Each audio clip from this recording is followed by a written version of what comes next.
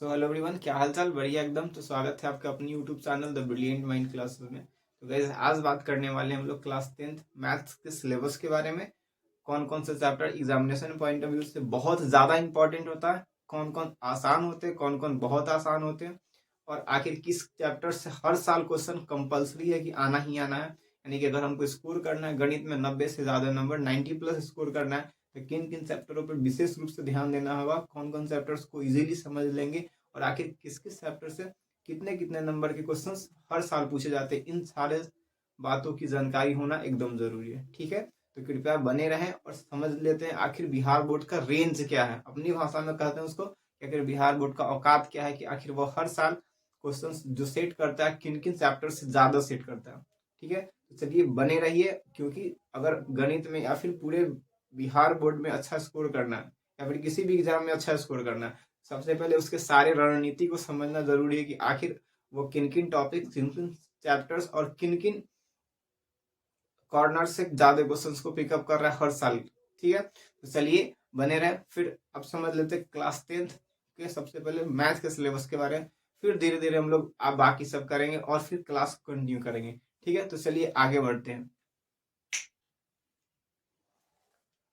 तो चलिए समझते हैं कि क्लास 10th मैथमेटिक्स का सिलेबस किस प्रकार से डिजाइन किया गया है बिहार बोर्ड में। ठीक है, फिर समझेंगे कि किस प्रोस्पेक्टिव से इसको इस तरह से लाया गया है, और आखिर इससे हमको क्या फायदा होने वाला है। ठीक है, तो सबसे पहले देखिए, हमारा जो बिहार बोर्ड का एग्जाम है, बोर्ड्स का एग्जाम है, बेसिकली 50-50 कर दिया है। मतलब कहने का है कि 50% ऑब्जेक्टिव और 50% सब्जेक्टिव। तो ये जो अच्छा मौका रहता है स्टूडेंट के पास कि अगर उनका कंसेप्ट सारा क्लियर है तो ज्यादा स्कोर कर सकते हैं। ठीक है, 50% ऑब्जेक्टिव और 50% सब्जेक्टिव के साथ चलने वाला बोर्ड हमारा हर साल इसी पैटर्न से क्वेश्चन पूछता है। और बेगत कुछ कोविड के बाद से तो मौका ऐसे मिल रही है कि अगर आप नहीं भी चाहिएगा, थोड़ा सा कंसेस रहिएगा, तो फिर आपका नंबर बहुत अच्छा हो सकता है। ठीक है, तो सबसे पहले समझते हैं कि हमारा एग्जाम किस पैटर्न पर हो रहा है। अगर बात किया जाए गणित के बारे में, जो 100 नंबर का एग्जाम होता है, ठीक है, अगर हम मैथ के बारे में बात करें तो मैथ हमारा टोटल होता है 100 नंबर के। ठीक है, मैथ टोटल कितना नंबर के होता है? 100 मार्क्स के। ठीक है, अब इसको डिवाइड कर दिया गया दो पोर्शन में, एक होता है ऑब्जेक्टिव, दूसरा हमारा सब्जेक्टिव। ठीक है, ऑब्जेक्टिव यानी वस्तुनिष्ठ, जिसमें 4 ऑप्शन दिए रहेंगे, और दूसरा हमारा सब्जेक्टिव, दूसरा हमारा सब्जेक्टिव। ठीक है, ये इसका जो रेशियो 50% है, यानी कि अगर 100 नंबर का है तो 50 नंबर का हमारा क्या होगा? ऑब्जेक्टिव। और भाई साहब ध्यान दीजिए, पास होने के लिए सिर्फ 100 में 33 नंबर ही चाहिए। समझ जाइए, ऑब्जेक्टिव अगर आंख बंद करके, मतलब कहने का मतलब है कि बिना पढ़े हुए आप सही कीजिएगा तो 50 में 20 तो जरूर आप सही कर पाइएगा। अगर आपको कुछ नहीं भी आ रहा तो मानते 10-20 नहीं तो 15 तो जरूर सही हो पाएगा, इससे कम नहीं होगा। तो पास होने, जो विद्यार्थी को अच्छा स्कोर करना है, ठीक है, पास होने वाले तो सिर्फ ऑब्जेक्टिव रट लो, आपका तो बेड़ा पार हो ही जाएगा। लेकिन जिनको अच्छा स्कोर करना है उनको विशेष रूप से ऑब्जेक्टिव पर विशेष पकड़ को बनाए रखना एकदम जरूरी है। ठीक है, इसके लिए आपके लिए आपके इस चैनल पे, ऑब्जेक्टिव के लिए इस चैनल पे एकलव्य सीरीज के नाम से क्लास 12 के लिए ऑब्जेक्टिव अपलोड किए गए हैं, और अर्जुना बोर्ड सीरीज के नाम से क्लास 10 के लिए ऑब्जेक्टिव अपलोड किए गए हैं। वो बाकी जो है उसको लगातार कंटिन्यू कर दिया जाएगा। ठीक है, तो इसलिए ऑब्जेक्टिव जरूरी है। ऑब्जेक्टिव का कंसेप्ट जिनका क्लियर रहा उनसे का स्कोर बहुत अच्छा होने वाला है। ठीक है, तो समझते हैं। तो हमारा जो एग्जाम हो गया 100%, यानी 100% में से 50% ऑब्जेक्टिव, 50% सब्जेक्टिव। ठीक है, तो सबसे मेन जो स्कोर करने का हमारा यही है ऑब्जेक्टिव। अगर ऑब्जेक्टिव 50 में 40 सही हो जा रहा है तो यहाँ से 40 लाना आसान है कि नहीं? सब्जेक्टिव में 40 लाना आसान है, तो मेन हमारा ऑब्जेक्टिव है। तो इसलिए ध्यान रखेंगे, जब भी अगर अगर सोच लिए कि हमको मैथ में कम से कम 80 और ज्यादा से ज्यादा 100 मार्क्स चाहिए, 100 आना एकदम पॉसिबल है गणित में। ठीक है, तो हमारा सबसे पहले पूरा फोकस क्या होना चाहिए कि ऑब्जेक्टिव 50 में 50 सही हो। और तभी होगा जब हम रेगुलर बेसिस पे इसके लिए प्रैक्टिस करते रहेंगे, हर चैप्टर्स हर के बाद उसका ऑब्जेक्टिव अगर करते हुए चलेंगे तो हमारा ऑब्जेक्टिव पूरा क्लियर आएगा। ठीक है, तो समझिए, तो 50% ऑब्जेक्टिव हो गया, 50% सब्जेक्टिव। ऑब्जेक्टिव सारे चैप्टर्स से रहते हैं, ठीक है, लेकिन इसमें से कुछ ऐसे चैप्टर्स जिससे 100% रहते हैं। ठीक है, तो हम सबसे पहले ऑब्जेक्टिव पॉइंट ऑफ व्यू से इंपॉर्टेंट चैप्टर्स बोलते हैं। ठीक है, उसके बाद सब्जेक्टिव पॉइंट ऑफ व्यू से इंपॉर्टेंट, फिर हम लोग बकायदा पूरे चैप्टर्स को समझ लेंगे किस चैप्टर से कितना नंबर तक का वेटेज रखता है हमारा बोर्ड। ठीक है, ऑब्जेक्टिव पॉइंट ऑफ व्यू से सबसे पहला हमारा है चैप्टर नंबर 1। चैप्टर नंबर 1 से हर साल कम से कम 2 क्वेश्चन ऑब्जेक्टिव आना है, कम से कम 2 क्वेश्चन, ज्यादा से 4-5 तक पूछ लेते हैं। ठीक है, विगत पिछले साल से जो कोविड के समय से हो क्या रहा है कि हमारे पास 100 नंबर्स में से 200 नंबर के पेपर आ रहे हैं, है कि नहीं, और उसमें से 100 नंबर में से 50 को ऑब्जेक्टिव सही करना रहता है, 50 ही बनाना रहता है, और उसमें से भी बच्चों का 33 नहीं आ पाता, तो इसका मतलब कि आपकी तैयारी उस हिसाब से नहीं हो रही है। ठीक है, रास्ता मंजिल पर पहुंचने के लिए रास्ता को बदलना होगा। मंजिल हमारा तो वही रहेगा, लेकिन रास्ता को बदलना होगा, वे ऑफ लर्निंग को चेंज करना होगा। ठीक है, तो समझिए, लेकिन हमारा तैयारी इस हिसाब से रहना चाहिए कि हम 50 करें तो 50 में ही 50 को सही कर पाए, है कि नहीं। अब समझिए, तो बेसिकली ऑब्जेक्टिव में सबसे पहले कुछ कुछ चैप्टर्स ऐसे जिससे 100% चांस है कि 2-4 क्वेश्चन आएंगे। ठीक है, तो चैप्टर नंबर 1 हमारा उसी में आता है। फिर अगर बात करें तो चैप्टर नंबर 2 से क्वेश्चन आ जाते हैं ऑब्जेक्टिव। ठीक है, 3 से कम चांस रहते हैं, लेकिन फिर भी 1-8 क्वेश्चन बनते हैं। ठीक है, चैप्टर नंबर 4 से क्वेश्चन आ जाते हैं। ठीक है, चैप्टर नंबर 5 से क्वेश्चन आ जाते हैं, मतलब बेसिकली कहने का मतलब इंपॉर्टेंट। और चैप्टर नंबर जो हमारा त्रिकोणमिति है 8, इससे क्वेश्चंस ऑब्जेक्टिव में एकदम रहते हैं। ठीक है, और चैप्टर नंबर नेक्स्ट हो जाएगा हमारे लिए जो ऑब्जेक्टिव में एकदम 100% आता है, वो हमारा प्रोबेबिलिटी चैप्टर नंबर 14। ठीक है, तो ये जो चैप्टर है जिससे इससे 2 से 5 क्वेश्चन एकदम आते हैं, 2 से 5 क्वेश्चन एकदम बन सकते हैं। इसमें कम से कम 2 से 4 क्वेश्चन आ जाता है। चैप्टर 4 हमारा 2 से 3 नंबर का वेटेज रखता है, सिर्फ ऑब्जेक्टिव का हम बात कर रहे हैं। ठीक है, चैप्टर नंबर 5 भी 1 से 3 क्वेश्चन तक का वेटेज रखता है, और चैप्टर नंबर 8 है 4 से 8 क्वेश्चन इससे पूछे जाते हैं। इससे डायरेक्ट क्वेश्चन आएंगे, वैल्यू बताइए। ठीक है, आपको चैप्टर्स का अंदाजा नहीं है, लेकिन फिर भी समझिए कि ये सारे जो चैप्टर है ऑब्जेक्टिव पॉइंट ऑफ व्यू से थोड़ा सा ज्यादा इंपॉर्टेंट है इन कंपेरिजन बाकी सब। ठीक है, और चैप्टर नंबर 14 2 से 4 क्वेश्चन, इससे ज्यादा क्वेश्चन नहीं बनते। ठीक है, यानी कि ऑब्जेक्टिव पॉइंट ऑफ व्यू से ये सारे चैप्टर थोड़ा सा ज्यादा इंपॉर्टेंट है। ऐसे जरूरी तो सारे हैं, लेकिन थोड़ा सा रिलेवेंट ज्यादा हमारा इंपॉर्टेंट है। ठीक है, अब सब्जेक्टिव पॉइंट ऑफ व्यू से समझते हैं। ठीक है, सब्जेक्टिव पॉइंट ऑफ व्यू से चैप्टर नंबर हमारा 01 100% क्वेश्चन इससे आना है।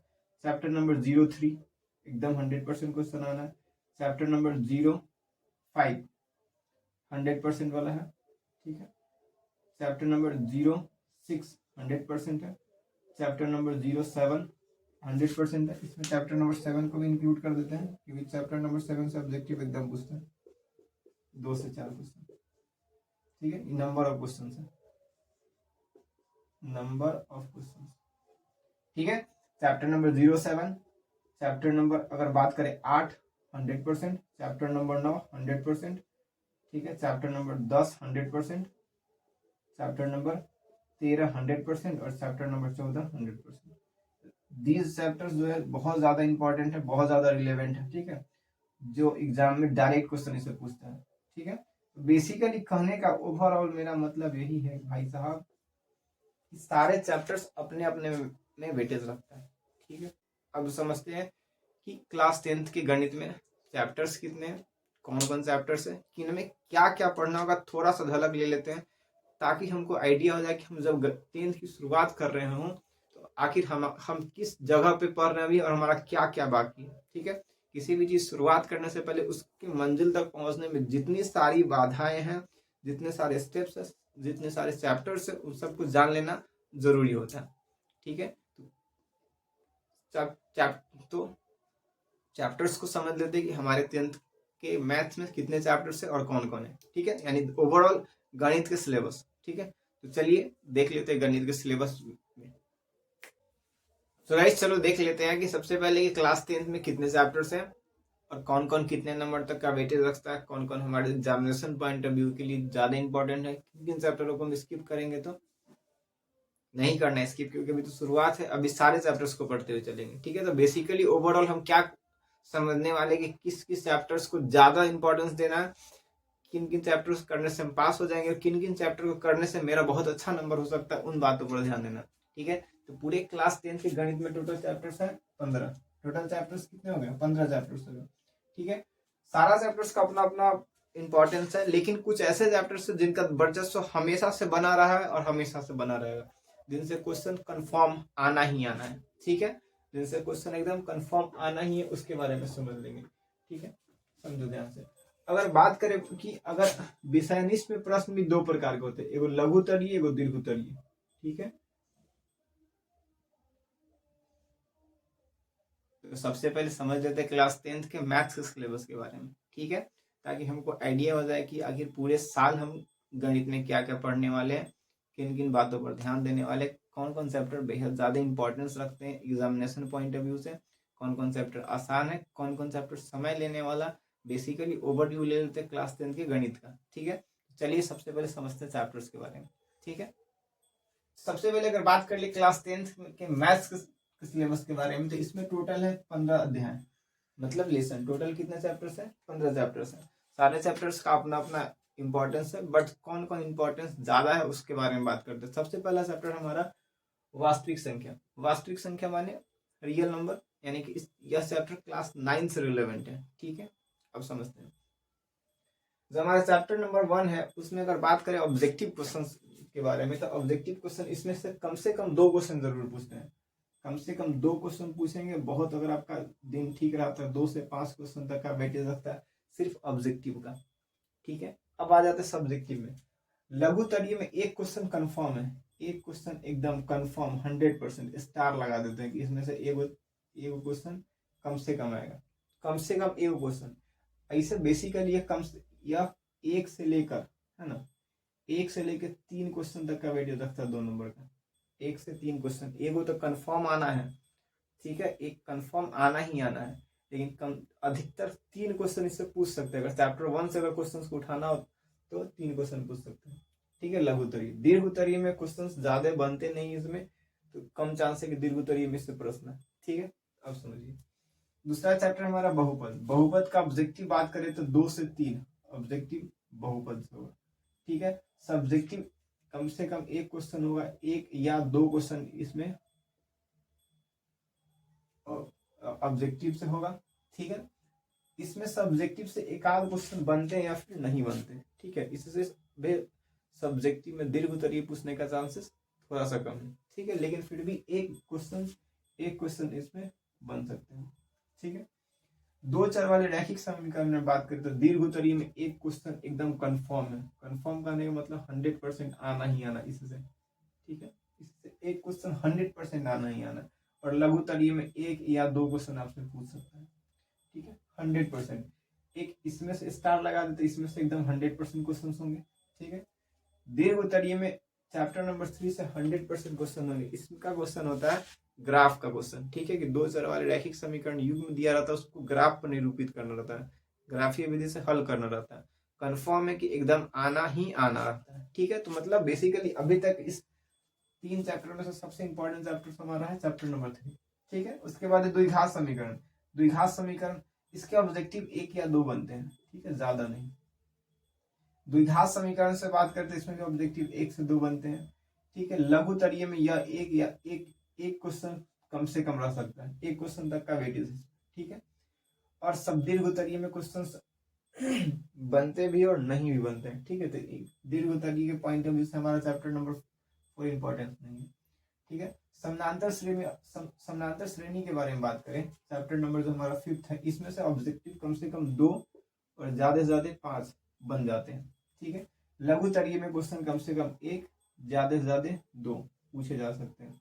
दीर्घ उत्तरीय में अभी तक इससे क्वेश्चन बहुत कम पूछे गए, ठीक है। तो यानी कि दीर्घ उत्तरीय पॉइंट ऑफ व्यू से हमारा चैप्टर नंबर जो 5 है इंपॉर्टेंट नहीं है, लेकिन वस्तुनिष्ठ ऑब्जेक्टिव और लघु तरीय प्रश्न के पॉइंट ऑफ व्यू से हमारा चैप्टर इंपॉर्टेंट है, ठीक है। अब समझते हैं आगे।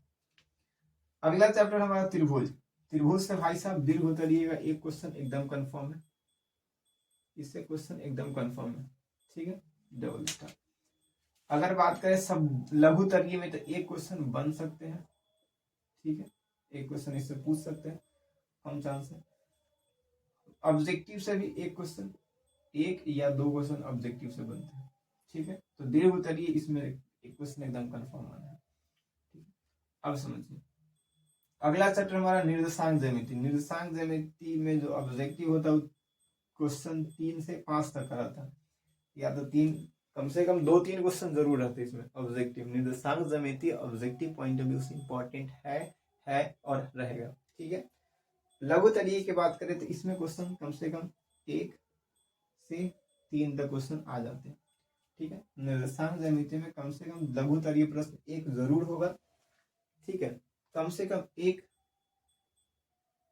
कम 2 से 4 तक का आता है। ठीक है, कम से कम 2 क्वेश्चन इसमें जरूर होगा, 2 से 4 क्वेश्चन वेरी करता है इसमें। ठीक है, दीर्घ उत्तरीय पॉइंट ऑफ व्यू से इस चैप्टर्स का थोड़ा वेटेज कम है। ठीक है, दीर्घ उत्तरीय से क्वेश्चन मतलब बनते हैं लेकिन ज्यादा कंसिडरेबल नहीं है।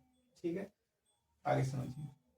अगला चैप्टर है हमारा त्रिकोणमिति का परिचय। त्रिकोणमिति के परिचय ऑब्जेक्टिव के पॉइंट ऑफ व्यू से बहुत इंपॉर्टेंट है। कम से कम इसमें 3 से 4 क्वेश्चन जरूर होंगे। कम से कम कहने का मतलब कि यह 3 क्वेश्चन कम से कम होंगे, ज्यादा से ज्यादा 6 क्वेश्चन पूछ सकता है।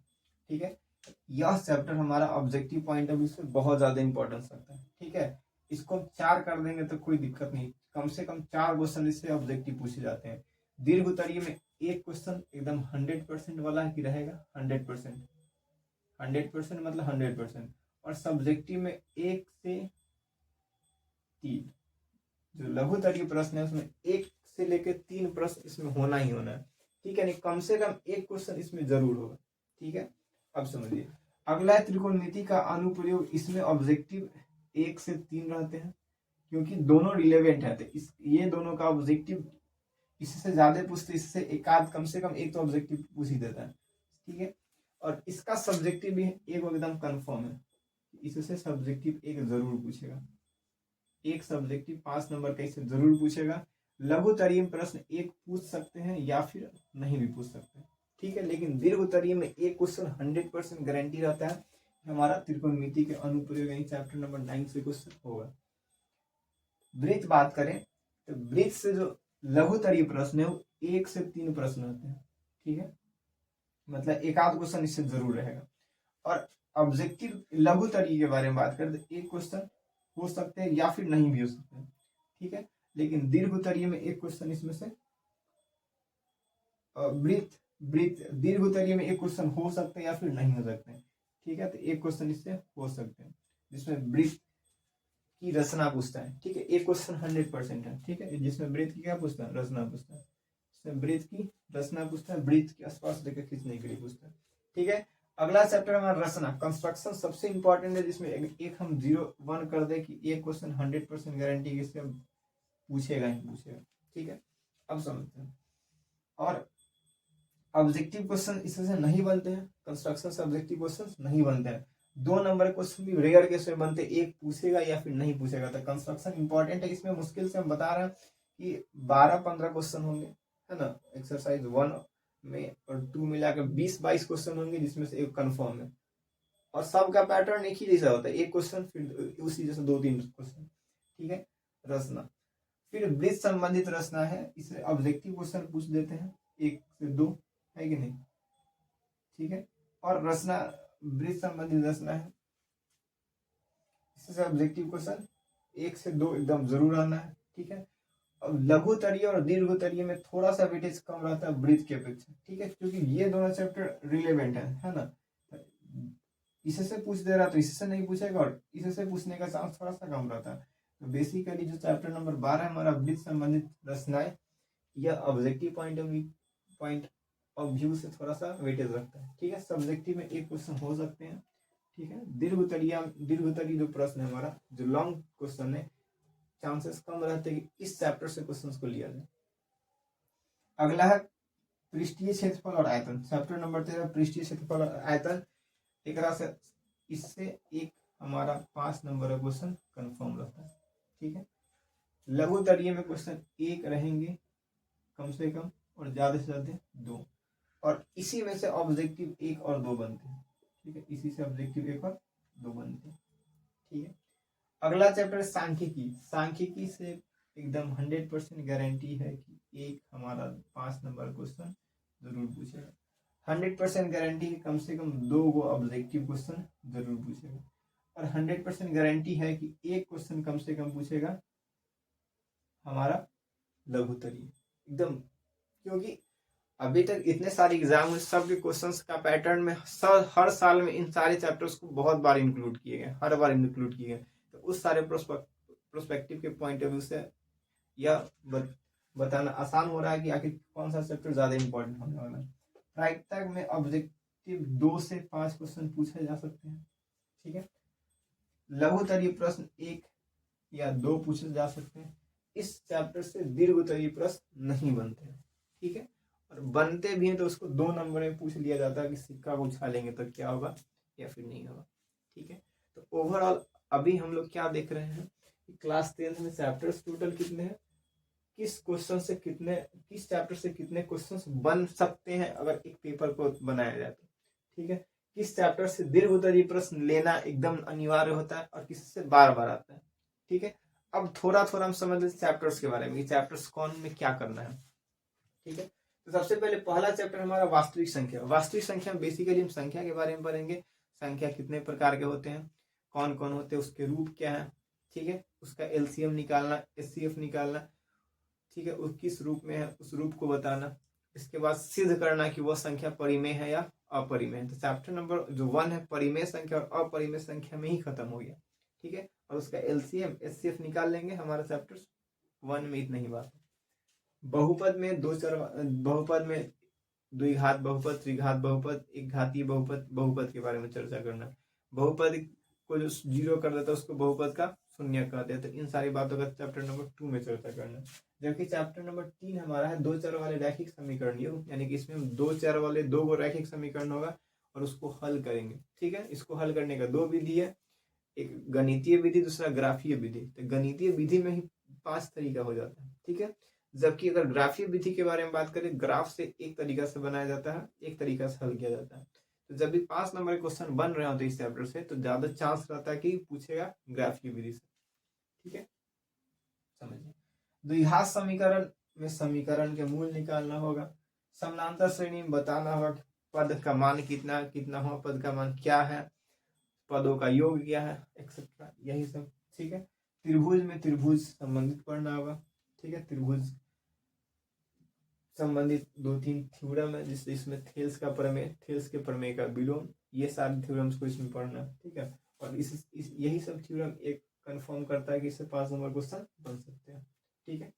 निर्देशांक ज्यामिति में बात करें तो हम किसी पॉइंट के कोऑर्डिनेट या निर्देशांक के बारे में पढ़ेंगे, उससे रिलेटेड उसकी दूरी, उसका निर्देशांक किसी रेखा के मध्य बिंदु, संरेख है या नहीं है, 3 बिंदु से बनने वाले त्रिभुज का क्षेत्रफल आदि जितने सारे निर्देशांक संबंधित पॉइंट्स हैं उस किसमें पढ़ेंगे, निर्देशांक ज्यामिति में। और चैप्टर नंबर 8 और चैप्टर नंबर 9 पूरे गणित का जो विलन है चैप्टर नंबर 8 और चैप्टर नंबर 9 है। अगर इसको कंट्रोल कर लिए तो गणित हमारा मुट्ठी में होगा, ठीक है। तो बेसिकली चैप्टर नंबर 8 और चैप्टर नंबर 9 में क्या है, दोनों एक दूसरे से रिलेवेंट है। इसमें अभी तक का सबसे नया बात आपको देखने को मिलेगा जिसमें sine theta, cos theta, tan theta, इसका उल्टा वाला cosec theta, cot theta, sec theta, ये सब के बारे में पढ़ेंगे। थोड़ा सा नया है, सबसे आसान यही चैप्टर है और सबसे ज्यादा वेटेज यही रखता है। अगर देखिएगा तो एक 5 नंबर कन्फर्म है, कम से कम 1 से 2 लघुतरीय प्रश्न कन्फर्म है और ऑब्जेक्टिव सबसे ज्यादा इसी चैप्टर से आते हैं, सबसे ज्यादा इसी चैप्टर से आते हैं, ठीक है। इसके बाद त्रिकोणमिति का अनुप्रयोग, जिनको त्रिकोणमिति समझ में आएगा उनको ये समझ में आ जाएगा, ठीक है। उसके बाद वृत्त, उसके बाद रचना करेंगे, रचना करना है हमको, फिर वृत्त संबंधित कुछ रचना होगा, फिर अलग अलग आकृति का पृष्ठीय क्षेत्रफल आयतन निकालेंगे, है कि नहीं। और हम 14वां नंबर चैप्टर में पढ़ेंगे सांख्यिकी में। सांख्यिकी में क्या पढ़ना हमको, माध्य, माध्यिका, बहुलक, दिए गए आंकड़े का माध्य निकालेंगे, माध्यिका निकालेंगे, बहुलक का मान निकालेंगे, ठीक है। और चैप्टर नंबर 15 हमारा प्रायिकता। प्रायिकता को दूसरी भाषा में बोलते संभाविता, संभावना, संभावनाओं का अध्ययन करेंगे चैप्टर नंबर 14 में कि एक सिक्का को उछालेंगे तो हेड आने की प्रायिकता क्या है, टेल आने की प्रायिकता क्या है, कुछ नहीं है उसकी क्या प्रायिकता है, हेड ही आ जाए उसकी क्या प्रायिकता है, ठीक है। तो बेसिकली इन सारे बातों का अध्ययन करेंगे। तो उम्मीद है कि आपको ओवरऑल गणित के बारे में थोड़ा थोड़ा बात आइडिया जरूर हो गया हो कि आखिर चैप्टर्स कितने हैं, कौन कौन चैप्टर्स इंपॉर्टेंस रहने वाले हैं, ठीक है। चलिए एक बात आपको और समझा दें, अगर हम बात करेंगे कि क्लास 10 में जो सब्जेक्टिव प्रश्न पूछते हैं, सब्जेक्टिव, ठीक है। सब्जेक्टिव का 2 कैटेगरी होता है, एक शॉर्ट टाइप जो लघुतरीय, दूसरा लॉन्ग। ठीक है, तो शॉर्ट में टोटल 30 प्रश्न रहते हैं। अब 30 में से बनाना रहता है हमको केवल 15 प्रश्न का हल करना रहता है। ठीक है, और लॉन्ग में रहते हैं 8 प्रश्न, जिसमें से 4 प्रश्न का हल करना रहता है। 4 प्रश्न का हल करना रहता है। अब समझिए, तो इन 15 इस जो शॉर्ट है इसमें से कंफर्मेशन के लिए देखिए सब चैप्टर्स का होना जरूरी है। शॉर्ट क्वेश्चन को कंफर्म करने के लिए सारे चैप्टर्स का नॉलेज आपको एकदम जरूरी है। जबकि लॉन्ग के लिए देखिए, अगर हमारा चैप्टर नंबर 2 सही है तो लॉन्ग हम खींच सकते हैं, और चैप्टर नंबर 2 से पूछता है या फिर नहीं पूछता है कि नहीं, हाँ नाम है। चैप्टर नंबर 3 अगर हमारा कंफर्म है तो एकदम कंफर्म हो जाएगा। चैप्टर नंबर 6 कंफर्म है, सही है, तो हमारा दीर्घोत्तरी खत्म हो गया। चैप्टर नंबर 8 और 9 कंफर्म है, तो इससे 2 क्वेश्चन पूछते हैं। ब्रीथ कंफर्म है तो 1 क्वेश्चन इससे पूछ देते हैं। रचना से 1 क्वेश्चन पूछ देता है। पृष्ठीय क्षेत्रफल और आयतन से 1 क्वेश्चन पूछ देता है। सांख्यिकी से 1 क्वेश्चन पूछ देता है। तो अगर हम अच्छा दीर्घोत्तरीय प्रश्न कितने के होते हैं? 4 क्वेश्चन 5 नंबर का, यानी 4 बचे 20 नंबर, और ये हमारा 15 क्वेश्चन 2 नंबर का, तो 30 मार्क्स। बेसिकली कहने का मतलब ये जो जितने सारे चैप्टर है, जिसमें chapter number 3, chapter number 6, chapter number 8, chapter number 9, chapter number 11, 12, छोड़ दो 13, 14, ठीक है, ये जो 5 चैप्टर है इस पर पकड़ एकदम होना चाहिए अगर गणित में आपको अच्छा स्कोर करना है तब। ठीक है, उम्मीद है आपको बात समझ में आया होगा। तो अब समय आ चुका है एक नए जर्नी की शुरुआत करने का, और हम अब नए सिरे से क्लास 10 के नए सिलेबस के हिसाब से 2025 एग्जाम के लिए अब जंग की ऐलान कर चुके हैं, और हम लोग बारी बारी से सारे चैप्टर्स को सीक्वेंस वाइज पढ़ना शुरू करेंगे। बहुत सारे क्वेश्चंस करेंगे ताकि ऑब्जेक्टिव, सब्जेक्टिव, दीर्घोत्तरीय, लघुत्तरीय सारे में प्रश्न में किसी प्रकार की परेशानी नहीं हो। तो चलिए फिर मिलते हैं आपसे अगले क्लास में लेक्चर के साथ नए। तो फिर मिलते हैं आपसे अगले क्लास में, जिसमें हम लोग चैप्टर्स की शुरुआत करेंगे। पहले चैप्टर वास्तविक संख्या, पूरे चैप्टर्स को आसानी से समझ लेना, क्योंकि क्लास 10th में जितने सारे चैप्टर्स सब में सिर्फ उसको समझना है। तो चलिए फिर मिलते हैं आपसे अगले क्लास में, जिसमें हम लोग चैप्टर 1 की शुरुआत करेंगे। सारे चैप्टर्स को सीक्वेंस वाइज पढ़ते हुए चलेंगे, सारे में ऑब्जेक्टिव्स को लगाते चलेंगे और फिर समझते चलेंगे। ठीक है, तो मिलते हैं अब अगले क्लास में, तब तक के लिए जय हिंद।